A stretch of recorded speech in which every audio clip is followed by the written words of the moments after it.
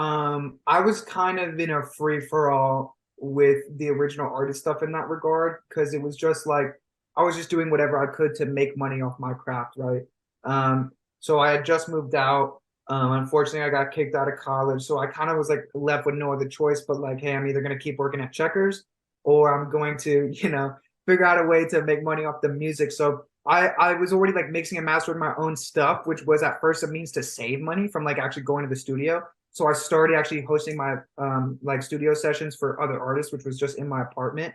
And then the event started out like me and my friends, like Dead to the World, like just splitting cost on a venue.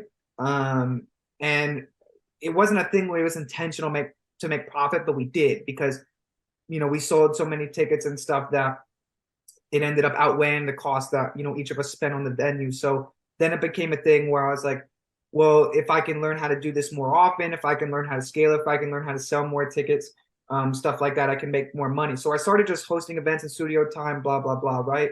I came to my friends. It was just like a thing that we were doing to make money, and I pitched it to them, and I was like, hey, let's license this as a business. Let's go out there. Let's find a commercial like place that we can start renting that it's our own venue so we can cut down on operating expenses. And we also built a studio in-house so I didn't have to record people in my apartment anymore.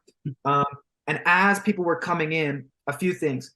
First of all, there's a ceiling for scalability with that, right? Especially like we don't have a massive venue, capacity is like 200. There's only so much we can make off events with getting selling out the event. Everyone's buying merch there. Everyone's buying, food and drinks. There's only so much money we can make, right? And so often that we can host events. Same thing with studio time. You can only charge so much for studio time. It's always an hourly thing. So there's only so many hours in the day. So there's a ceiling for scalability in that regard. So that was something that came to my mind.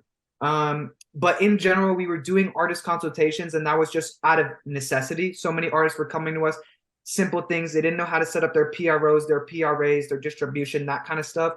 So we just be like, okay, well, if you want to pay us for another hour after the studio time, like we'll just charge you the same rate as the studio time, but like we'll just sit down with you and help you get it distributed, licensed, stuff like that. And I actually hired some coaches, I hired some mentors, and they were like, hey, this is the real moneymaker. Like this consulting is has a way higher ceiling for the scalability, which is what I was looking for. So that's when we kind of packaged it into a scalable offer, to where a lot of it is relied on modules now. So it's and group meetings. So it's less reliant on our one-on-one time.